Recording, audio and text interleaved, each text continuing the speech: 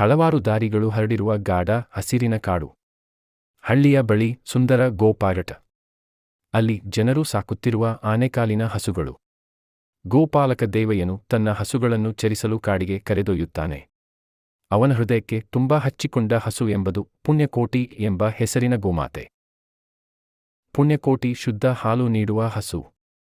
ಅವಳು ಸದಾ ತಮ್ಮದೇ ಆದ ಗಾಂಧಿಯ ರೀತಿಯಲ್ಲಿ ನಡೆದುಕೊಳ್ಳುವಳು. ದೇವಯ್ಯನು ಅವಳನ್ನು ತನ್ನ ಮಗಳಂತೆ ಪ್ರೀತಿಸುತ್ತಾನೆ. ಪುಣ್ಯಕೋಟಿ ಚರಣದಲ್ಲೂ ಸಹ ಕೇವಲ ಸತ್ಯದ ದಾರಿಯಲ್ಲಿ ನಡೆಯುತ್ತಿದ್ದಾಳೆ. ಆ ಕಾಡಿನಲ್ಲಿ ಅರ್ಜುನ ಎಂಬ ಹೆಸರಿನ ಒಂದು ಬಲಿಷ್ಠ ಹುಲಿ ಇರುತ್ತದೆ.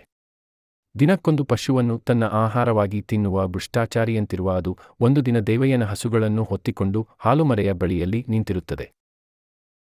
ಹುಲಿ ಪುಣ್ಯಕೋಟಿಯನ್ನು ಹಿಡಿದು ಹೇಳುತ್ತದೆ, ಇಂದು ನಿನ್ನ ದಿನ. ನಿನ್ನನ್ನು ನಾನು ತಿನ್ನುತ್ತೇನೆ. ಆಗ ಪುಣ್ಯಕೋಟಿ ತಕ್ಷಣ ಕಂಠವಿಟ್ಟು ಹೇಳುತ್ತದೆ, ನಾನು ನನ್ನ ಕರುವಿಗೆ ಹಾಲು ನೀಡಬೇಕಿದೆ. ನನ್ನ ಮನೆಗೆ ಹೋಗಿ ಕರುವಿಗೆ ಹಾಲು ಕೊಟ್ಟು ನಂತರ ಖಂಡಿತವಾಗಿ ಹಿಂತಿರುಗುತ್ತೇನೆ. ಹುಲಿ ನಗುಚುತ್ತಾ ಅಸಾಧ್ಯವೆನ್ನುವ ದೃಷ್ಟಿಯಿಂದ ಉತ್ತರಿಸುತ್ತದೆ, ಹಸುವೊಂದು ಮರಳಿ ಬರುತ್ತದೆ ಅಂತ. ನೀನು ಬಂದು ನಾನು ಕಾಯುತ್ತೇನೆ ಅಂತ ಭಾವನೆ ಮೂಡಿದೆಯೇ ನನಗೆ. ಆದರೂ ಪುಣ್ಯಕೋಟಿಯ ನಂಬಿಕೆಯು ಹುಲಿಯನ್ನು ಅಫೆಕ್ಟೆಡ್ ಮಾಡುತ್ತದೆ.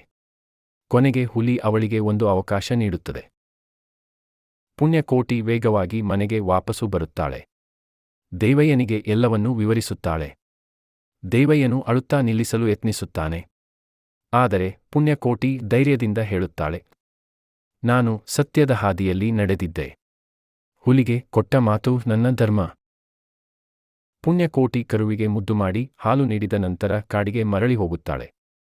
ಹುಲಿ ಇದನ್ನು ನೋಡಿ ಬೆಚ್ಚಿಬಿದ್ದು ಹೇಳುತ್ತದೆ, ಓ ಪವಿತ್ರ ಹಸು, ನಿನ್ನಷ್ಟು ಸತ್ಯವಂತರೂ ಇದ್ದಾರೆ ಎಂಬುದು ನನಗೆ ಗೊತ್ತಿರಲಿಲ್ಲ. ಹುಲಿಗೆ ಹೃದಯದ ಗಟ್ಟಿತನ ಕಡಿಮೆಯಾಗುತ್ತದೆ. ತನ್ನ ಕ್ರೂರತೆಯ ಜೀವನಕ್ಕಾಗಿ ಅಳುತ್ತಾ ಹೇಳುತ್ತದೆ, ನಾನು ಇಂತಹ ಧರ್ಮಾತ್ಮೆಯ ರಕ್ತವನ್ನು ಕುಡಿದರೆ ಅದು ಪಾಪವಾಗುತ್ತದೆ. ಹುಲಿ ಅವಳನ್ನು ಬಿಟ್ಟು ಬಿಡುತ್ತದೆ ಮತ್ತು ತನ್ನ ಕರ್ಮವನ್ನು ಶಪಿಸಿ ಆತ್ಮಹತ್ಯೆ ಮಾಡಿಕೊಳ್ಳುತ್ತದೆ. ಪುಣ್ಯಕೋಟಿಯ ಮಾತಿನ ಪ್ರಾಮಾಣಿಕತೆಯು ದೇವತೆಗಳು, ಪಕ್ಷಿಗಳು, ಕಾಡು ಪ್ರಾಣಿಗಳಿಂದ ಭಜನೆಗೊಳ್ಳುತ್ತದೆ. ದೇವಯ್ಯನ ಹೃದಯ ತುಂಬಿ ಬರುತ್ತದೆ.